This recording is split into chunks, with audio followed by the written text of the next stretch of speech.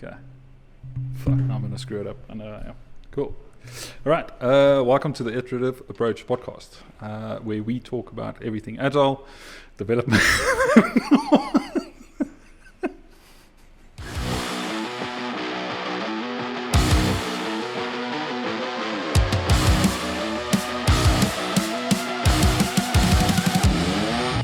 Welcome to the Iterative Approach podcast, where we talk about everything Agile, development, and mindset.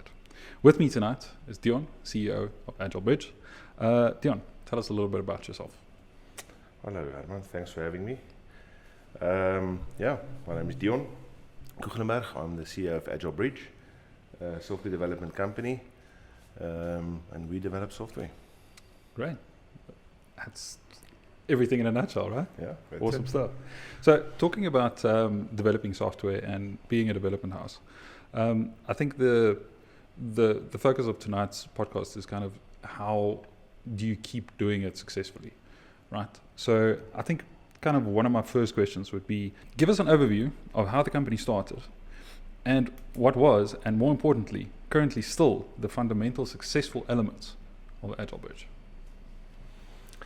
Yeah, I think to understand Agile Bridge fully is to rewind a little bit in the software industry, where large corporations were able to spend money on software development to either solve a business problem or to increase productivity or optimize their business.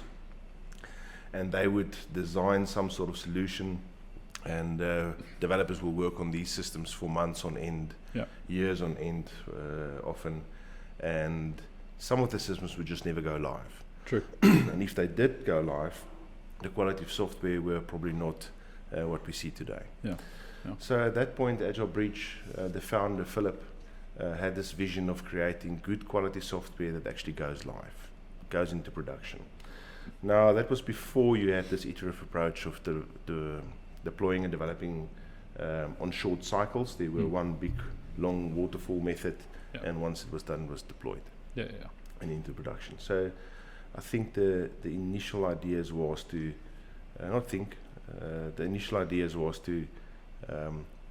get a company that focuses on delivering software and adding value to their customers as quick as possible. So as you mentioned, where Philip noticed something, was that noticing something wrong with the current system, the current development, the waterfall way of doing things? I don't think it was, you didn't know anything other than waterfall at that point. True. It was just, this is how we develop software. But the frustration for a developer to work for 2 years or 3 years in your career and not have anything live to show for it is extremely frustrating. And I think that was the initial birth signs of something needs to change.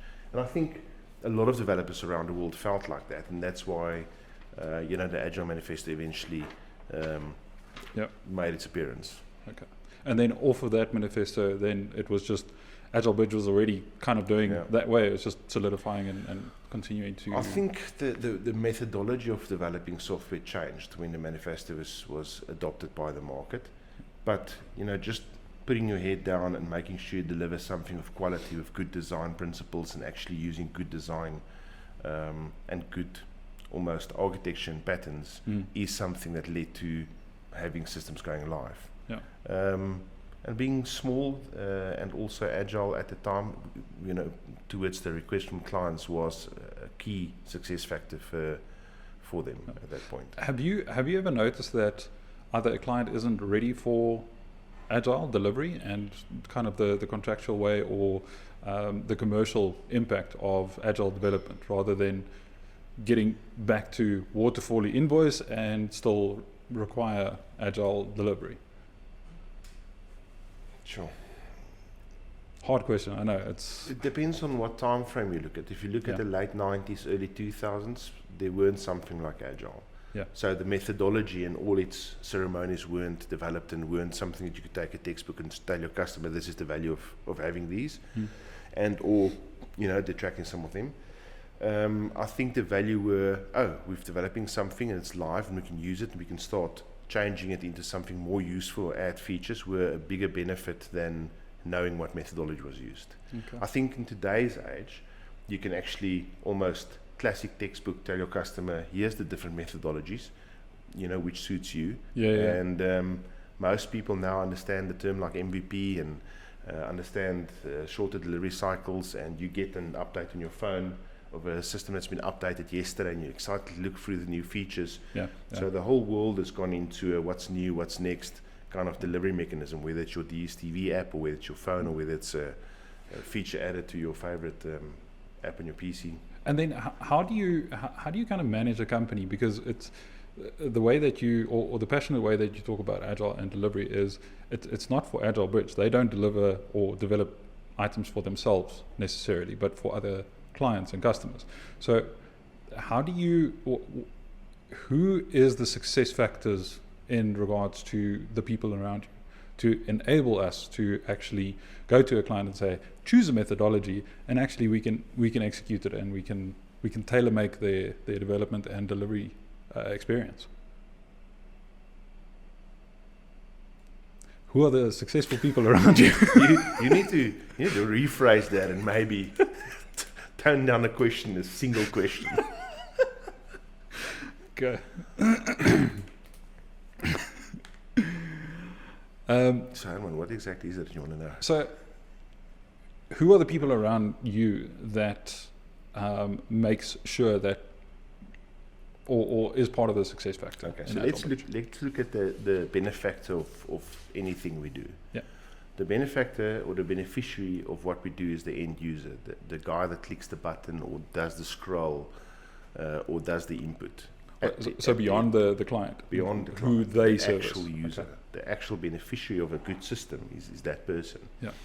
And adoptability in software and usability in software is all, if you don't like an app, it's a one-click uninstall. It's as easy as that. 100%. Gone are the days where you go into a shop and browse and browse and browse. It's now click, open, doesn't work, exit, next shop. Yeah.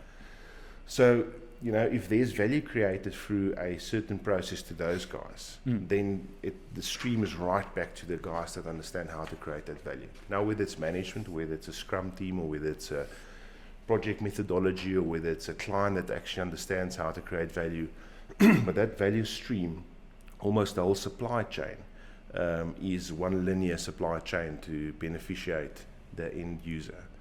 So it's not just a single person or one role or one, and these roles will always change. I mean, you in a corporation, you had your financial manager who adopted the IT, and they had to run with whatever they were building, and then you had roles like CIOs and then CTOs and then chief digital officers and now transformation officers. So it's an ever-changing thing, but the customer stays the customer, or the end user stays the end user. Sure. So whoever aligns themselves to deliver that value is the success factors.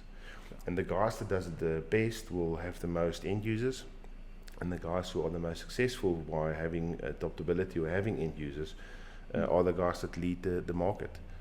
And you see this happening all the time. You get companies that start up and suddenly becomes a unicorn, and you get other guys that literally transform themselves like a Lego company that comes from a wood manufacturing shop to actually Hollywood digital gaming company. Yeah. So it's people that can see that linear adding of value or supply chain in their own domain or industry. And you feel the people that you are employing and putting together and partnership with customers and everyone, all of them are those success factors. So you kind of build off of them, right? Yeah. Okay. I think it's a mantra. I think it's a thinking. And I think, you guys now know the values of our organization, and if you go back to the values, those are how do we align ourselves. And if you don't subscribe to those values, then it's difficult to create the value that we want you to create. And often those values or those getting stuff done or adding value rubs off on other people and clients and people that maybe just visit you. So it's a whole almost ripple effect. If you truly believe in what you do and you see the success of that, then it almost creates its own butterfly effect. Yeah, absolutely amazing. Because I said butterfly. So a couple of statements on my side, right? How effectively does your company operate? Talking a little bit more about the adaptability, right? So often, as an industry where it's the only consistent is change, right? In software business, you must be agile.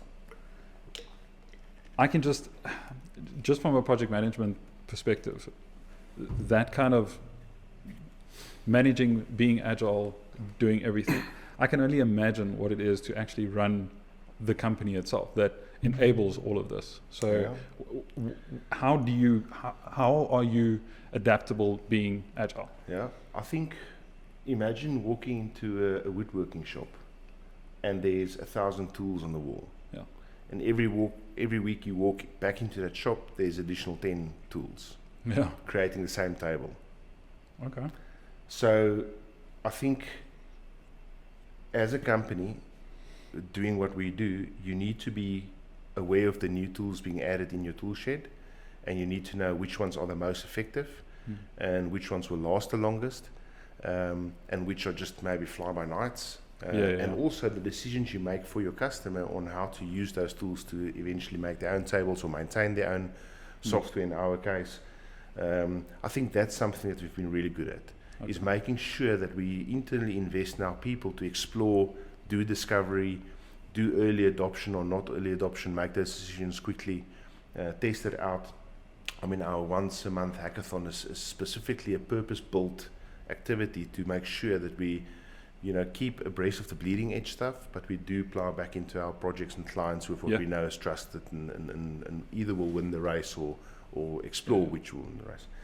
And I think that is just one maybe symptom of being an agile company yourself, is making sure that you always have the best tools, or at least aware of where the market's going, to advise your customers in a consultancy aspect. And I see this often. I mean, you get guys testing tools and trying out new systems and playing around with things. And I think most of the guys that got into this industry actually got into it by playing. Yeah. Very few guys came in working. 100%. Well, talking about that, one of my previous developers was a sheep farmer. He was a 100% sheep farmer, and at this moment he is one of the top developers for Kubernetes in Amsterdam. So he just that started playing more about around. sheep farming than Kubernetes. Okay. Just thought I knew someone cool, but okay. That's all right. So I think people come in this industry by exploring, playing. I don't know if you remember the time when you had Whereas and Shareware and all that system. So you went into these shops, you could download anything, you could download recording stuff, you could download painting stuff, you could download fonts and everything. Not much changed. It's just, the tools we now use to produce software is almost, the same plethora of tools that you can 100%. use. And I think as a company, we need to keep abreast of what works and what doesn't. And then, it stays a business. A company is a company and a business is a business. So you've got all these operational things that happen. You've got all these, gears that click and needs to click and sometimes get stuck. And I think not only being a tech company, but having sound business management principles keep things afloat, but still having fun while we do it. I'm so glad you mentioned that, because that's a great segue for my next question, which is, how does Agile Bridge drive value over price, which I physically see from our side?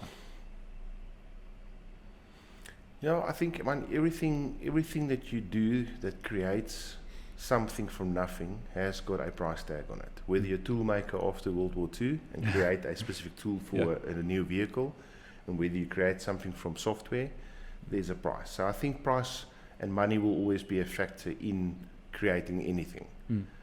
But it's what we create, again, for that end user. I mean, pushing the value rather than the price or chasing the price of it. Can you get adaptability? Can you get virality from what you develop? Can you get somebody that comes back and says, geez, I mean, just this morning we had feedback on an auctioning system where guys had to open 3 or 4 computers to participate in multiple auctions. One weekend change, and now they can use a one-pager, and that value, is immediately felt by the user. Enough to write a thank you mail and say, okay, you've changed my business life. 100%. And I'm pretty sure they can't put a physical, even a price to it, because it's almost invaluable for everything that that was created for. Well, to that point, I mean, we don't pay for it, but how valuable is WhatsApp? Yeah. I mean, put a price on the economy that WhatsApps drive in terms of anything. Being able to take a picture, being able to be reactive to maintenance, or getting a work instruction, or just checking whether you're doing your work. Yeah. So, I mean, some systems literally does not have a price. It's so valuable. And it's really good to see that Agile Bridge actually drives for that kind of status rather than the price of it. I think if you create value, then you've got a right to exist in the market. And the moment it doesn't become about quality and value anymore, then I think it goes belly up. Kind of what's the use? Yeah. 100%. Taking the time to create relationship with clients and becoming a trusted advisor is more important now than ever. How does Agile Bridge build client relationships? So I think before a client actually becomes a client, there's already a relationship. But I don't think we're out to build client relationships. I know it sounds funny, but it's a partnership. I mean, we need clients like any other business, and clients need service providers. But this is, it's such an intense and such a complex industry that it has to be a partnership. Okay. You got to be, and a partnership is built on trust. A client is built on a transactional relationship, buy and sell, but a partnership is built on mutual trust. Sure, that's and I think really good way I think to put it. that's something that we've always done. I mean, we're very selective about the clients we take in, and clients are very selective about the people they trust to build their software for them, and they should be. We've often seen projects go really haywire where it's a transactional relationship. Okay. So, I mean, yes, there's individuals inside both entities, but it's a partnership and a symbiosis of value again towards the end user or whoever's the beneficiary of the value that we're creating with software. And it's really it's kind of eye-opening to see how you would not say and actually kind of be offended for saying it's a relationship. Right, it's not a client, it's a partnership. Yeah. But the same way we view partnerships with client is how we feel about the people that actually join Agile Bridge. You will very seldom hear terms like employee or employer. It's team members who mutually trust each other to create an environment where we can produce really good stuff that we all love and what we like to do.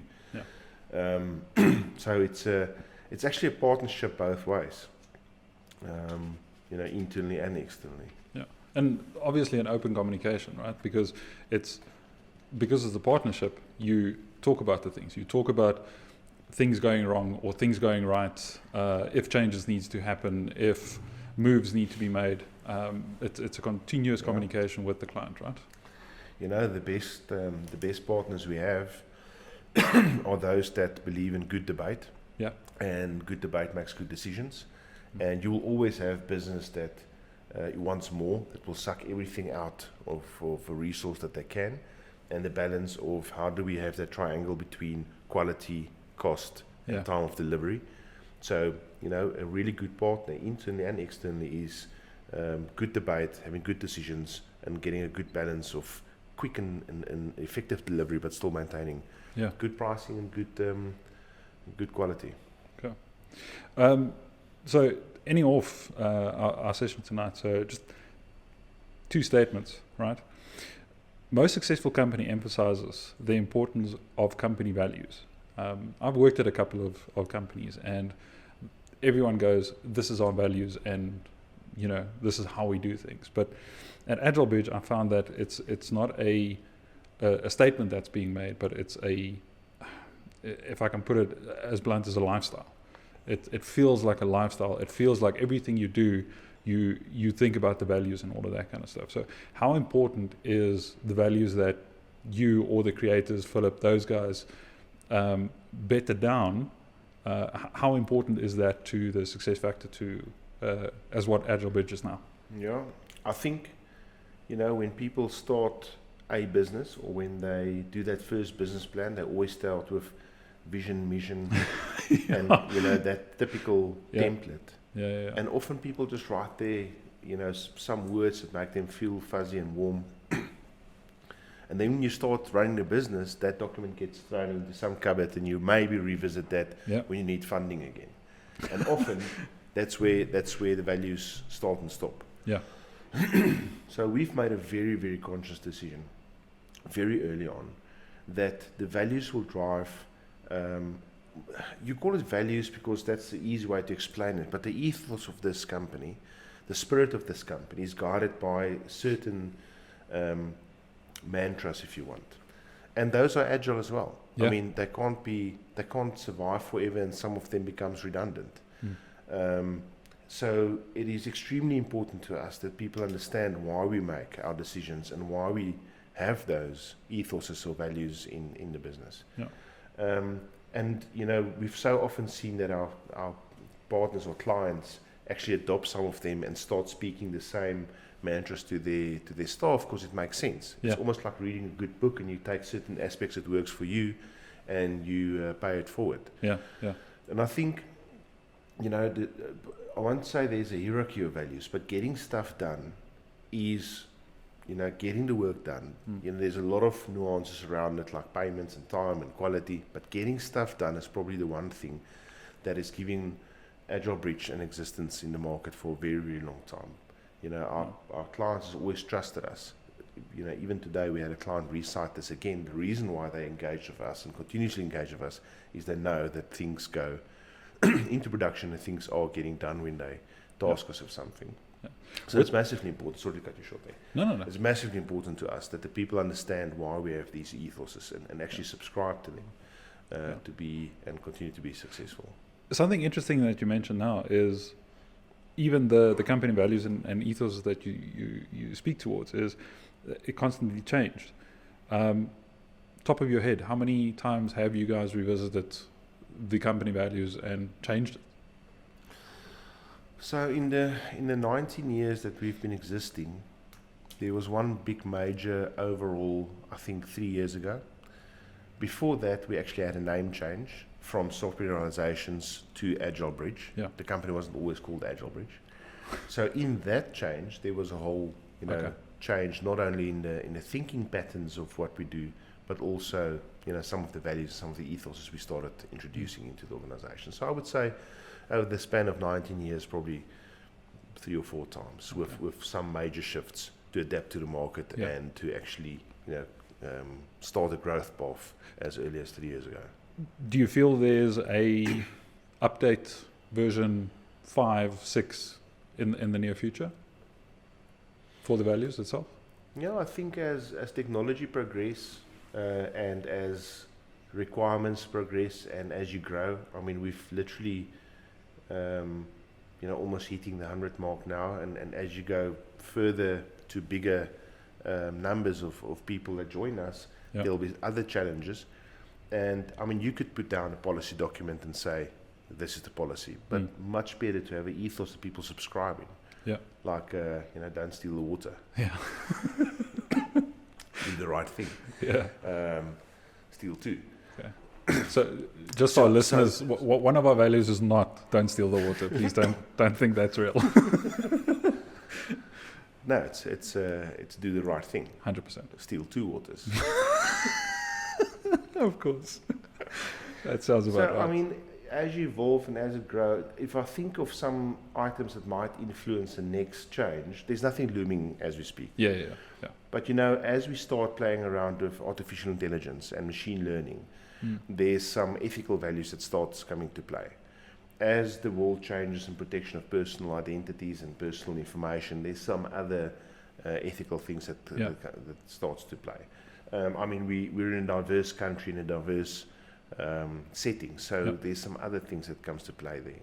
So, I think as we progress, we'll revisit those, and most probably, the next big shift in values will come from the team members in the business and not from management. That's very interesting. So I don't think the new ethos and the new way we do stuff or make decisions will probably come from our team members. So a little bit of research and the last question or the last topic for tonight. With an estimated 13,000 software development companies registered in South Africa, according to the Global Newswire, right? What sets Agile Bridge apart? I know it feels like an interview question, but in your mind, what is that either 1, 2, 3, 4 things that goes, that's what makes us special? You can say me, it's fine. I think that's too little of companies servicing the demand in the market. So, being set apart is not the value proposition in the market. Okay. I think there's a scarcity in what we do. But if you rewind 15 years ago, there were a lot of resources, but not that much uptake.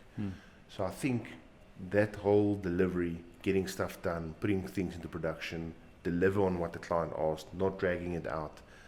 It wasn't the methodology of Agile at that point, but there were an iterative approach where get at least something out. Yep. We always talk about the cost of building that first logging screen. Yeah. How do you shorten that time to get that first logging screen? How do you shorten the period where the client actually sees something being manifested? Yeah. In the old days, you had this drag and drop form, Windows form development. The client could immediately see a button, immediately see an action or a click, and then the features will just come. Then it will flow. But still, that retesting and not into production. So I think, again, being able to deliver is the number one differentiating factor in any business, not just the 13,000 software. I mean, if you survived COVID, it's probably because your company were able to deliver something of value in a period, or could restart a supply chain to add value very quickly again after the pandemic break. And I think we'll look back at this period, and those companies that somebody's going to do a case study or some research, that those companies that survived the pandemic break would be guys that actually had either good business principles with good cash management, and or adding value that just cannot go down because there's so much value they add to and quick as well, right? Because everything went down instantly, and everybody needed to adapt. Yeah. So I think if you cut through the cloth of most of the team members that's here currently, and anybody that's actually venturing into this industry, it's the ability to create. There's that digital space, and there's that hello world moment that most developers and most software guys go through. At some point, there's that light that goes on that says, I can create something from literally my thinking, my creativity, and my skill to do something. And a lot of people, like I said, people enter this industry through play most of the time. It's either a Blockly or a Scratch, or being able to build a website or learn some sort of, when we teach non-developers something, we usually give them a bit of HTML and CSS and make them change colors on a website. And they're like, I made those colors change. So, this is the driving force of people getting into this industry, is being creative, building stuff. And I think the responsibility of us as support and management is to align that passion for creativeness and passion for building stuff into value towards the market. And speaking towards the values of Agile Bridge is where you say, getting stuff done and delivering. There's nothing worse than working on something for how many months, how many years, and you don't see it to fruition. There's no gratification for it. Like a builder builds a house, he can stand in front of it and go, wow, that's great. The same time for a developer going, I can't see nothing. And we as Agile Bridge enabling that and making sure that stuff gets delivered quicker is absolutely fundamental to the growth and the industry itself. I like that you use the building industry as a sample, and there's something to be said about that in terms of this industry. A lot of youngsters and kids and maybe students has got this perception that you have to be this unique nerd, highly math qualified person to be able to join this industry, and it's not. I often explain to people, you've got the bricklayers that knows how to do a certain formation of bricklaying, and that is a skill, and it's got to be straight, it's got to be perfect, but there's so much going on around that bricklaying. There's the architects, there's the designers, there's the dugger mixers, there's the painters, there's the guy that pushed the wheelbarrow, and all of those roles gets to building a building. So people who want to enter this industry should not be, shy or not wanting to get in because they think it's only for the clever nerds or the mathematicians or whatever. It's actually, there's a space for almost anybody that's passionate about technology and building stuff. And it's not just limited to developing. There's so many other things. There's testing, there's Scrum Masters, there's delivery side. There's absolutely like limitless opportunity for guys to get into the digital era. Like I did, because I saw from paper to digital was the drive. Yeah, and it's ever evolving. I mean, look at what's coming. Yeah, VR, absolutely amazing. Our show and tell with the VR stuff, it's absolutely insane. So there's definitely more to come. Yeah. What do you think is the next big thing? You, Herman. I know. And this podcast. I know. That's okay. Technologically, what do you think would the next big thing be? Like chip in the back of the head, or? I think the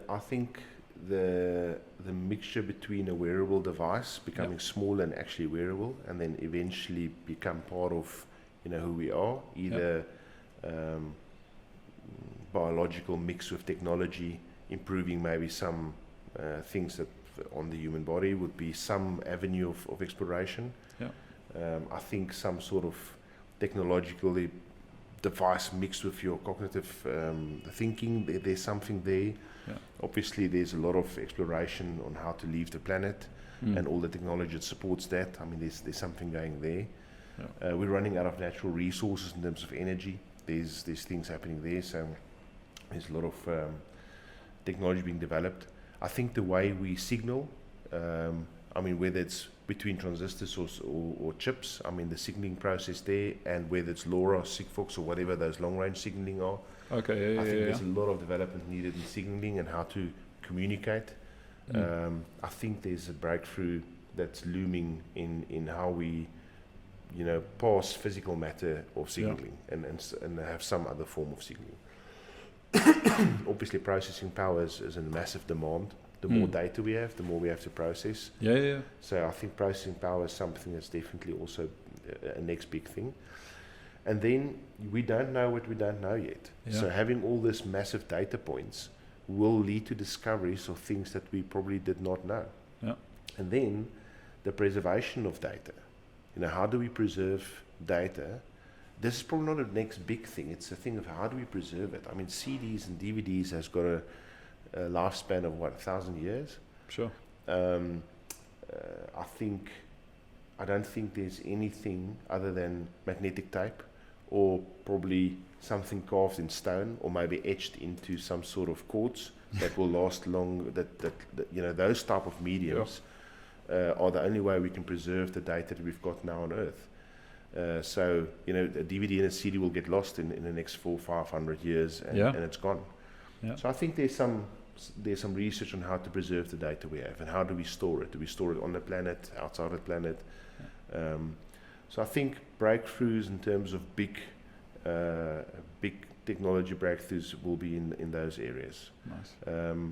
And then, the fear and opportunity in AI, where we automate daily tasks, or having a workforce that is automated in robotics. But therein also lies the danger of, how far will that go before they are the threat to us. Funny enough that you mentioned that, is one of our clients is actually busy doing some kind of integration with a bot that does some automated items, which in reality puts the guys on the desks, their job, it's putting that in danger, and they pick it up. They are really scared, and you can see the pushback because of this. So there is going to be like a learning curve, but like you say, it's a fear of AI taking over. I think if you were to look at maybe more immediate, more practical breakthroughs, I think the way that we transact in the world, Bitcoin and the other cryptos has shown us that there is an alternative method and people actually adopt. It's not mass adoption, but there are people that use it. I think there's a short-term thing happening with world economies in terms of how do we store value, monetary value, and how do we transact. Other short-term value would possibly be in the space of, you know, creating new jobs to adopt a new technology. Yeah. Yeah, I think, you know, the way the basic human needs need to be fulfilled. You know, if you look at the Maslow hierarchy, you want to eat, you want to, you know, have something to drink, you want to have a safe place to stay, and you want to associate or love somebody. And I think, you know, predictive analytics on people and behavior will actually do matchmaking maybe. I mean, matchmaking now already is not going to a bar and flip a coin and see, you know, what lands. It's literally a predictive persona that's being presented to you. That's insane. And I think the sense of having a friend or having a relationship will possibly be replaced by some sort of AI bot that knows you well enough to fulfill that need. Yeah. And I think it's not a breakthrough, but I think those are things that will happen. People that will possibly end up as recluses in a normal time of age will then have somebody or something to talk to. Yeah. Which, you know, in the COVID period, there was a lot of little apps that came up, you know, motivational, quick little talk, little bots that you just normally chat to, just keep your spirits up. So I can definitely see that going. What you wearing? Well, I'm in this electronic jacket, you know. That's awesome. Buy me a new cover. Yeah. Oh my goodness. Awesome. Deon, thank you so much. Thank you so much for joining us tonight. I know you're busy. We really appreciate it. And up until next time, thank you so much. Peace. Thank you to our sponsor, Agile Bridge. Their unique blend of experience, accreditation, and in-depth business knowledge drive the crafting of integrated and empowering software solutions to medium and large corporate clients. Find out more by visiting agilebridge.co.za or send an email to info@agilebridge.co.za.